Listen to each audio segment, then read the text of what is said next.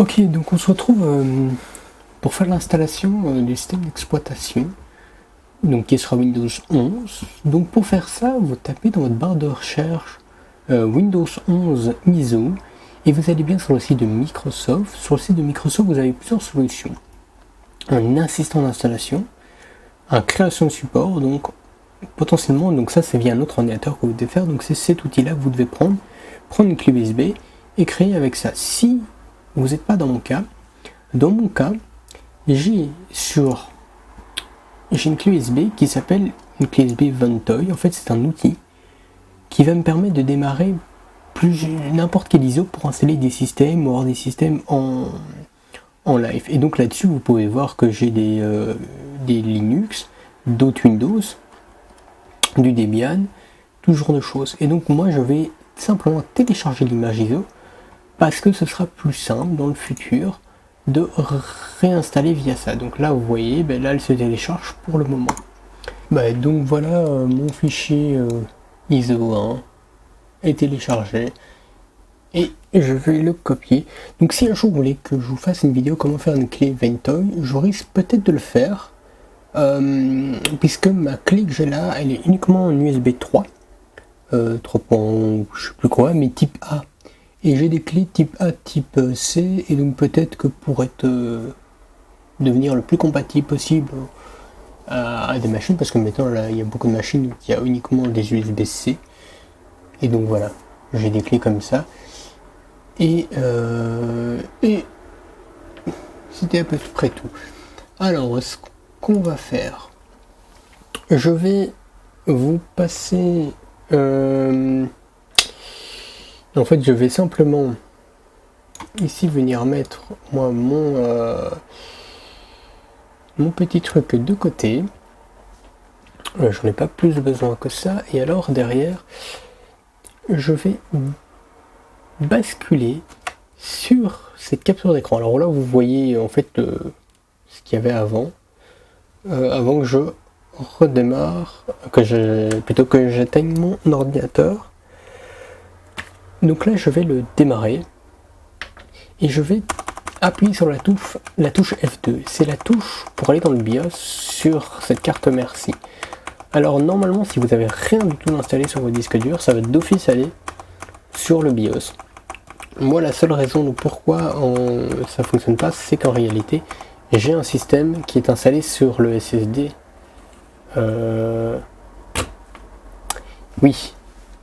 Alors si je fais F2 et que j'ai pas envoyé mon clavier au bon endroit, ça va pas le faire. Donc voilà, là en fait c'est ce que je vous disais, c'est que ça envoie du coup mon ordinateur sur le démarrage de ce système là.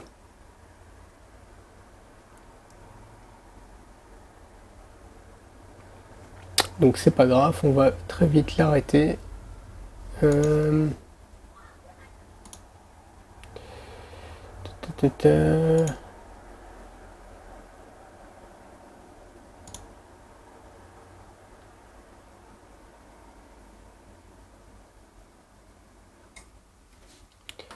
Hop, et du coup, maintenant ça va être bon. On tapote. Donc on appuie sur la touche F2 pour aller dans le BIOS une fois que l'ordinateur est démarré. Alors à partir du moment où vous voyez le TUF Gaming qui s'affiche, dans mon cas c'est bon. Là ici, on a plusieurs choses qu'on peut voir. Donc on est sur ce qu'on appelle le Heavy Mode et sur un BIOS qu'on appelle UEFI. Là comme vous voyez, j'utilise une souris. Dites-vous qu'il y a des BIOS où il n'y a pas ça.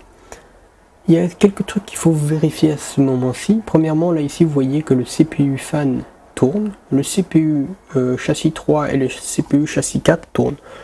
Là, vous devez juste réfléchir où vous avez branché vos ventilateurs et vous dire est-ce que du coup, il y a le nombre de ventilateurs que j'ai branché. C'est mon cas. Et il y a un paramètre ici qui n'est pas activé, qui est le EXPO. Ce paramètre-là, on va l'activer. Ça permet à la mémoire d'être à fond, enfin d'aller à sa vitesse maximale. Sinon, si je passe en mode avancé, alors là, peut-être que du coup, il va le mettre... non, voilà. La fréquence de la mémoire est à 5200 MHz. Ça, c'est problématique. Et c'est le premier redémarrage qu'on va faire. Donc, on va sauvegarder et quitter. Donc, là, il dit tout ce qui change, en fait, pour ça. Ne vous inquiétez pas sur les paramètres qui sont vraiment affichés là. En fait, c'est... un overclocking, c'est on veut de la mémoire d'usine. Et c'est assez important parce que vous voyez, entre 5002 et 5006, il y a quand même une différence.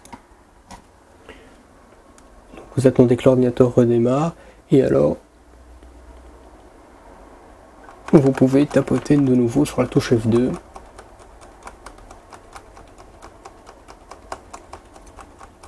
Afin de rentrer à nouveau dans le BIOS. Alors moi, ce qui est assez génial, c'est qu'avec ma carte de capture, ça affiche plus vite sur la carte de capture que sur mon écran. Donc là, ici, on voit que c'est activé. On va aller dans le mode avancé. Et donc là, on voit bien 5600 MHz. Ensuite, on va aller dans les outils. On va insérer notre clé USB où on a notre BIOS. Alors, comment on va voir ça? On va voir ici... Attendez, hein. Principal, si je me trompe pas, voilà, version du BIOS 16.16. Donc vous voyez bien que par rapport à la 16, c'est une 1664 je crois, la version du BIOS qu'on a téléchargée, mais qui a une différence. Donc on va dans les outils et on va ici utilitaire Asus. Alors est-ce qu'il détecte? Non, il ne détecte pas ma clé USB. Voilà.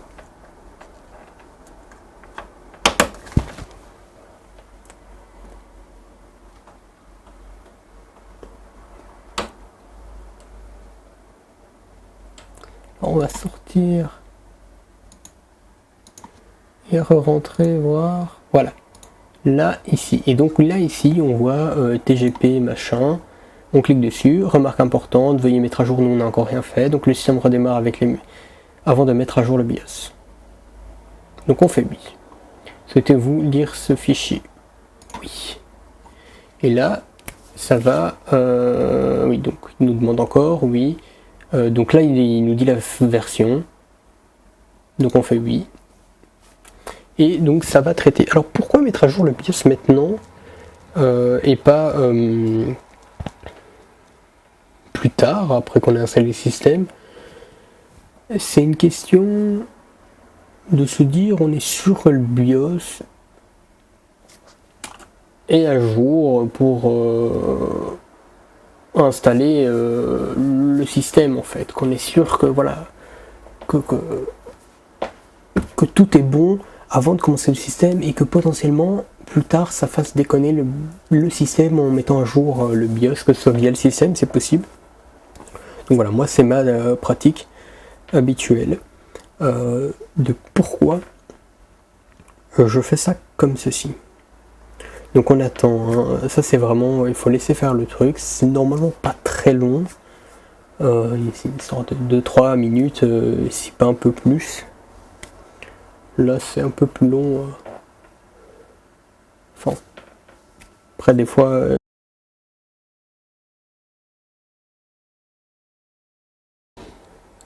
Donc voilà, par contre, donc après ça, je récupère en fait ma clé où il y a mon système d'exploitation, enfin mon système Ventoy inséré. Et je vais aussi, une dernière chose, c'est déconnecter mon câble réseau. Ça peut paraître bizarre, mais vous allez comprendre pourquoi. Donc je fais sauvegarder et quitter.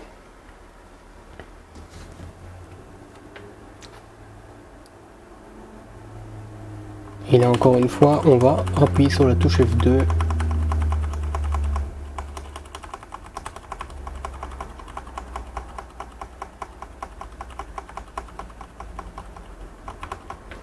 Voilà. Donc maintenant qu'on est arrivé de nouveau dans le BIOS et qu'on a remis tout ça en mode, on vérifie que notre mémoire est bien passée à 5006. Et là on fait le menu de démarrage et on sélectionne notre clé USB, c'est peut-être celle-ci. Et voilà. Donc là il démarre sur mon système Ventoy tout seul. parce que j'ai pas d'autre système d'exploitation. Donc en fait j'ai un deuxième disque qui est installé, qui est un système d'exploitation, et j'ai simplement décidé de le supprimer. Et là je suis en train... Win11, voilà.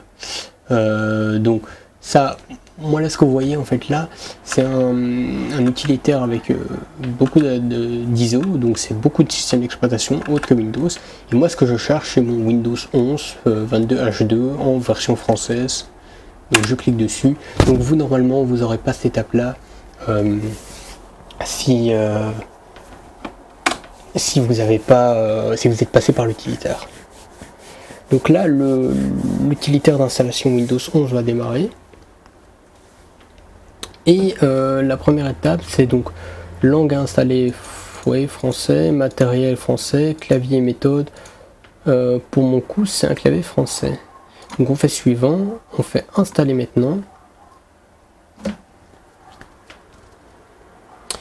Alors on met, je n'ai pas de clé de produit, on la mettra plus tard la clé de produit. Alors moi j'installe une version Windows 11 professionnelle. Je fais suivant. Je fais j'ai lu et j'accepte les termes du contrat. Hein. On fait personnaliser et là ici vous voyez mon disque système. Alors on va faire un nouveau et je suis en train de réfléchir mais je pense que je vais faire qu'un volume parce qu'au final voilà ça me sera suffisant je pense bien.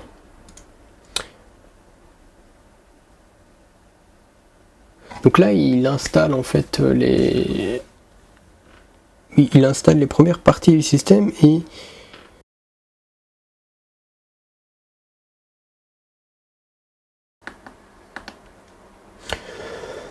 voilà, alors on se retrouve sur le menu d'installation. Alors là on va chercher hop, la bonne région, on prend le bon clavier,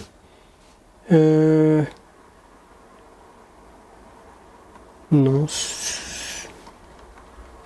ok, quelle langue voulez-vous utiliser pour...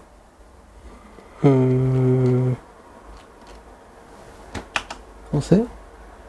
Je sais pas, qu'est-ce que tu me peux? J'ai jamais eu ça moi. Voilà, on va utiliser ça.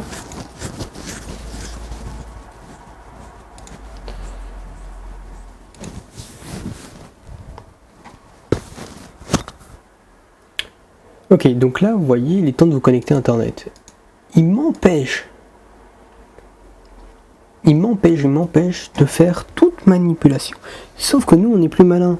On va appuyer sur Maj F10 et là on a un invité de commande. Et dans l'invité de commande, on va taper la commande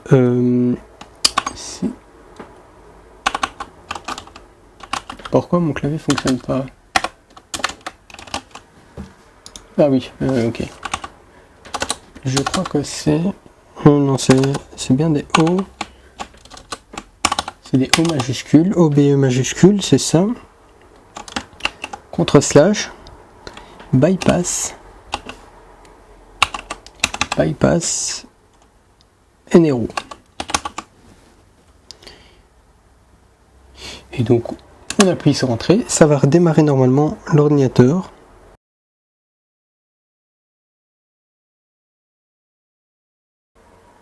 Et là, vous voyez ici, je n'ai une option, je n'ai pas internet, qui est apparue.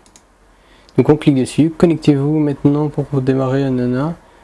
Continuez avec l'installation limitée, c'est ce qu'ils disent, mais en fait c'est pas limité. Hein. Quel utilisera cet appareil? Donc ça c'est le nom de l'appareil.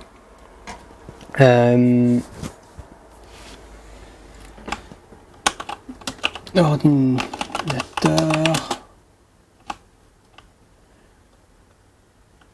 On va mettre ça. J'avoue que c'est des trucs qu'on peut modifier plus tard. Saisir un mot de passe. On va mettre un petit mot de passe très complexe. Non, en fait, je mets un mot de passe que je modifie. Une question de sécurité. Donc une fois que vous avez encodé les paramètres de question de sécurité, vous arrivez là-dessus et là c'est pas compliqué. On fait non. On fait non. on fait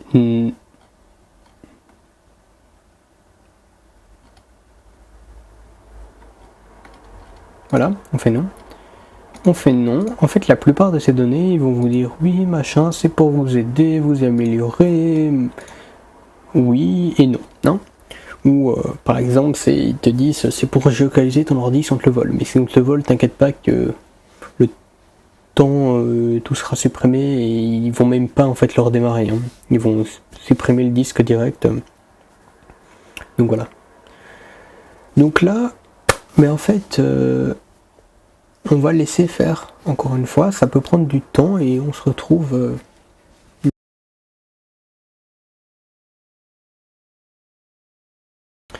Ce qui est assez fou, c'est que ça a été beaucoup plus rapide que pour des mises à jour Windows 10.